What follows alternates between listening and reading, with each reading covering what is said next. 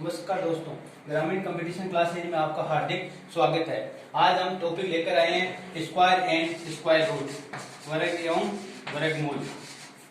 जैसा कि आपको पता है, कोई भी एग्जाम हो, खासकर राजस्थान की प्रत्येक एग्जाम जैसे एलडीसी, रीट, पटवार, सब में स्क्वायर एवं स्क्वायर रूट का चैप्टर आता है हमेशा। और मैथ के सिलेबस में square and square root Rajasthan की प्रत्येक भर्ती में यह चैप्टर आपको देखने को मिलेगा। इसके अलावा राजस्थान के अलावा इंडिया की भी भर्ती में यह चैनल आपको स्क्वायर एवं स्क्वायर रूट देखने को मिलेगा।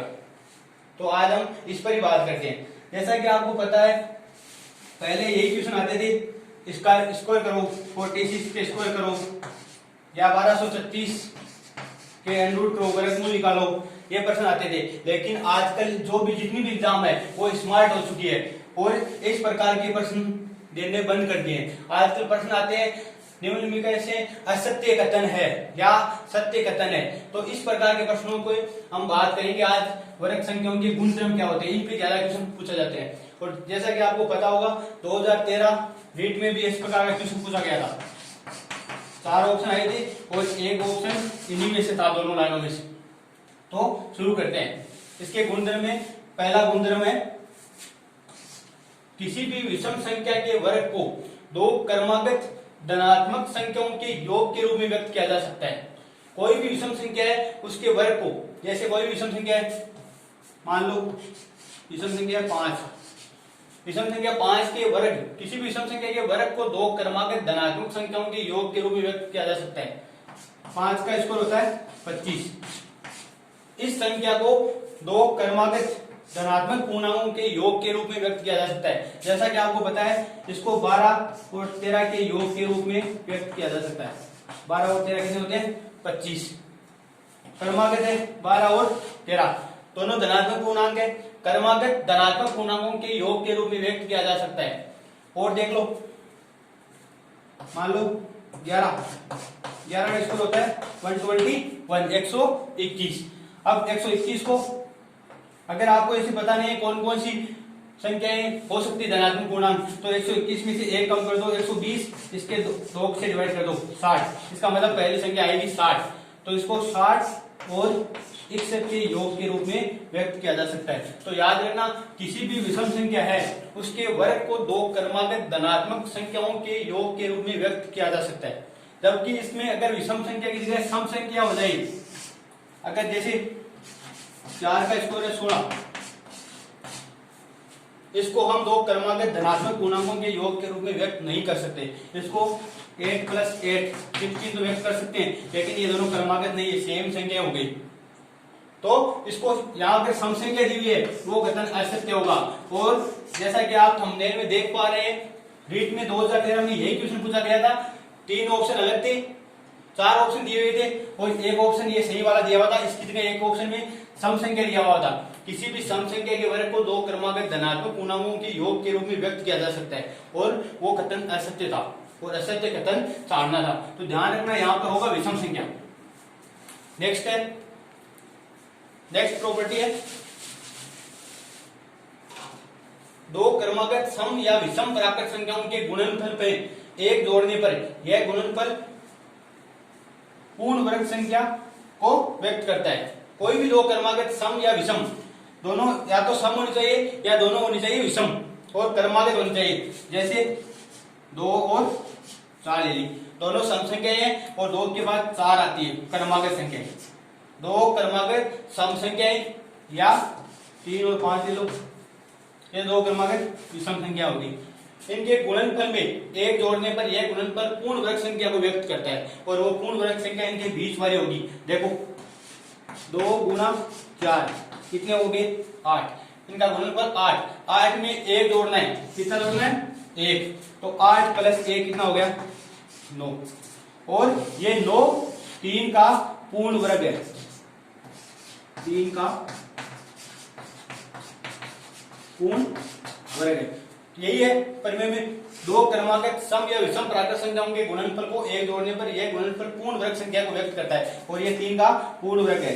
इसमें देख लो, 3 × 5 तो कितने हो गए? 15। और 15 में 1 जोड़ो कितने हो गए 16 और 16 4 का पूर्ण वर्ग संख्या है और इन दोनों के बीच में आ रहा है 4 तो दो क्रमागत सम संख्या हो चाहे दो क्रमागत विषम संख्या हो उनका अगर गुणनफल करके एक जोड़ दिया जाए तो यह गुणनफल पूर्ण वर्ग संख्या को व्यक्त करेगा।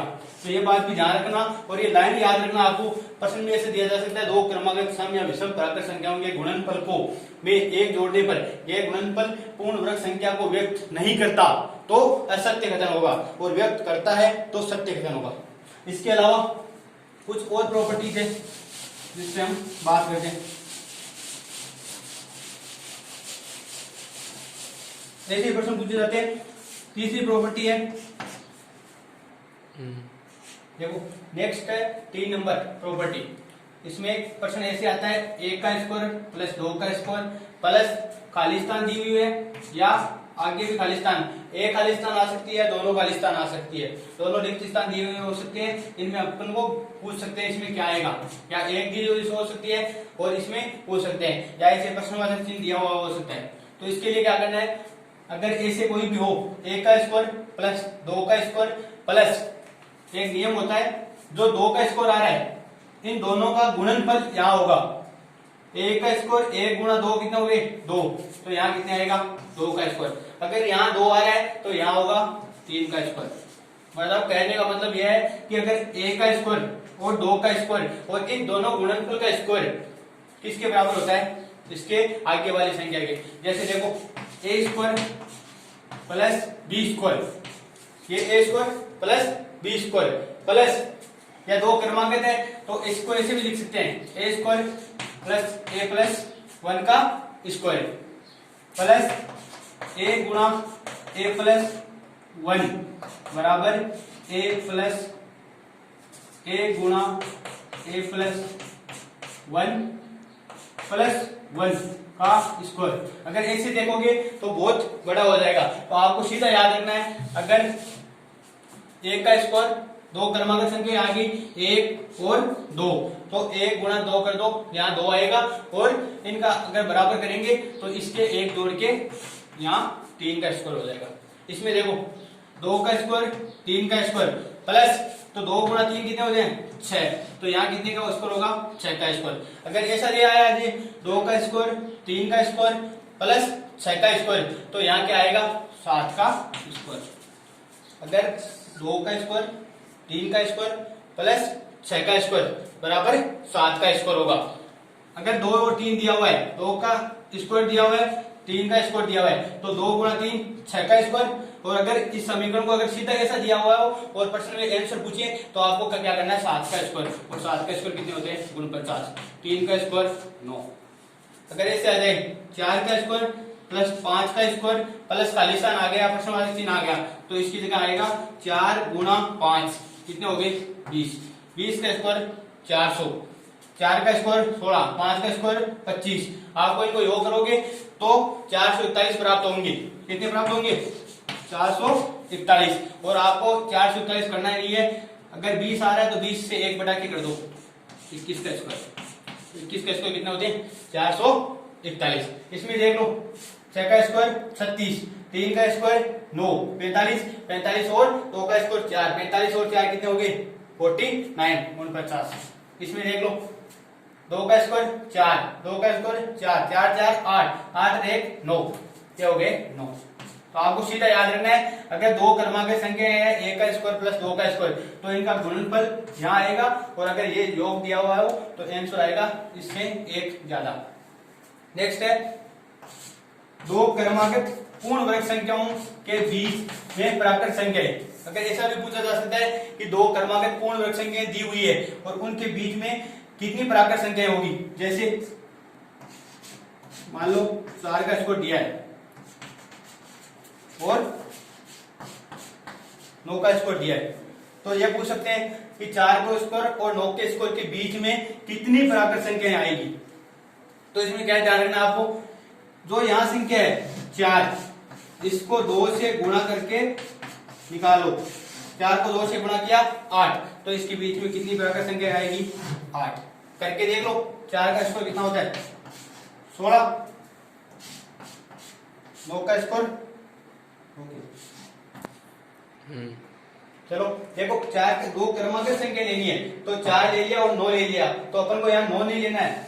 4 के बाद 5 आएगी, क्या आएगी 5, तो 5 का स्क्वायर कितना होता है 25। अब देखो 16 और 25 के बीच में कितनी संख्याएं हैं, 8 संख्याएं हैं। कौन कौन सी है, 17, 18, 19, 20, 21, 22, 23 और 24, 3, 2, 5, 6, 7 और 1, 8।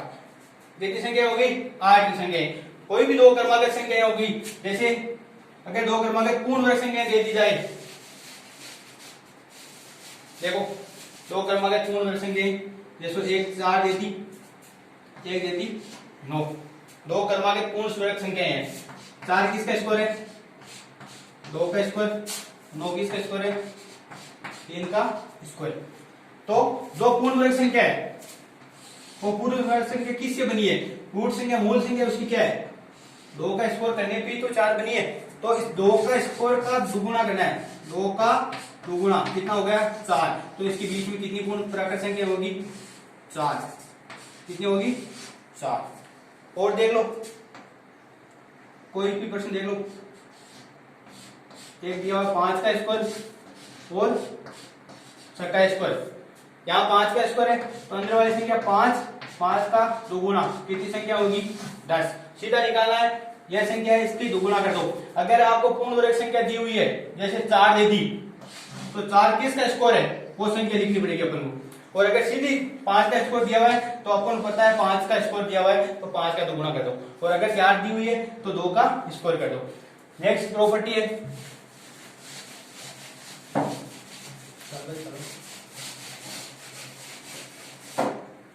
दो छोटी छोटी प्रॉपर्टी और है, कितनी 4 होगी।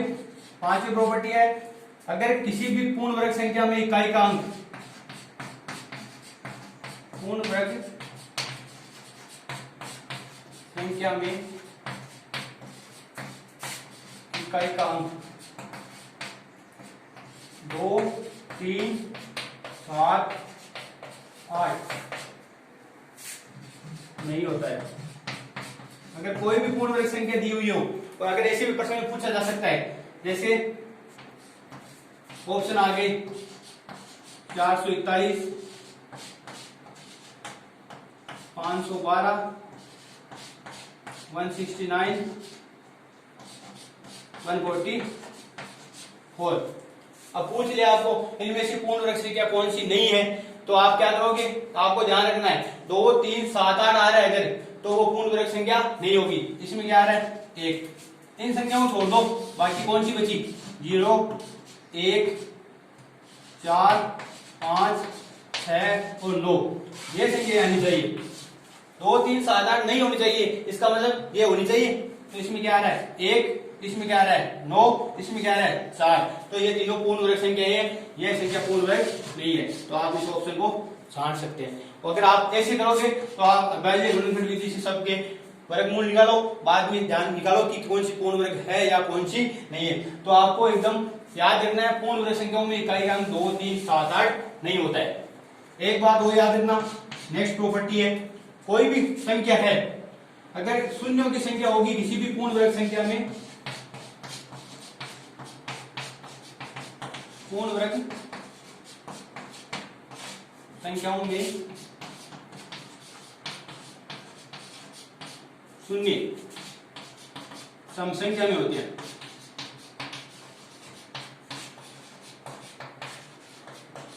ये छोटी छोटी प्रॉपर्टी है जो आपको याद होनी चाहिए। और अगर इनमें हम क्वेश्चन गलत करके आते हैं, पूर्ण वर्ग संख्याओं में शून्य सम संख्या में होने चाहिए, यही अगर ऑप्शन आते हैं, जैसे ये आ गया,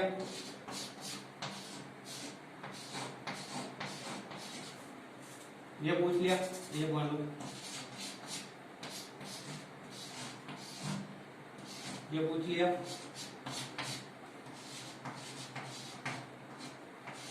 ये पूछ लिया।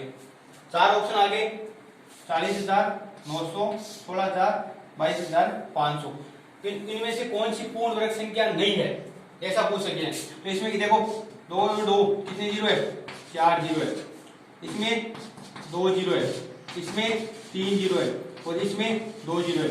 मैंने क्या कहा है, पूर्ण वर्ग संख्याओं में देखो शून्य होते हैं, शून्यों की संख्या होती है वो सम संख्या में होती है। इसमें 4 शून्य आ रहे हैं, सम संख्या में आ रहे हैं। इसमें 2 आ रहे हैं, सम संख्या में। इसमें भी 2 आ रहे हैं, सम संख्या में। तो ये संख्या, इसमें 3 शून्य आ रहे हैं, तो ये पूर्ण वर्ग संख्या नहीं है। तो ये ऑप्शन हो गया गलत। ऐसे भी आप छान सकते हो, हमेशा ध्यान रखो। आपको पता है जैसे भी आप निकालते हो पूर्ण वर्ग संख्या, जैसे 20 का वर्ग करते हो आप, तो 20 इंटू 20, 2 इंटू 2 4, और 1 0 और 1 0 इंटू होके कितने बने? 2 0। इसका मतलब हमेशा 2 0 हो गया, 1 का डबल हो गया। अगर 2 0 होंगे तो 4 हो जाएगा, 3 होंगे तो 6 हो जाएंगे। तो हमेशा सम संख्या में आती है शून्यों की संख्या। एक लाइक प्रॉपर्टी है, ये भी ध्यान रखना, ये भी पूछी जा सकती है। इतनी प्रॉपर्टी, इनकी 7 प्रॉपर्टी है पूरी, वो अलग संख्याओं के गुणनधर्म की। लाइक प्रॉपर्टी है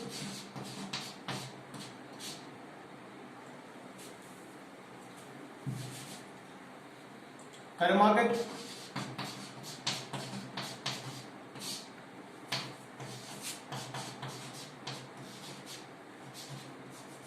विषम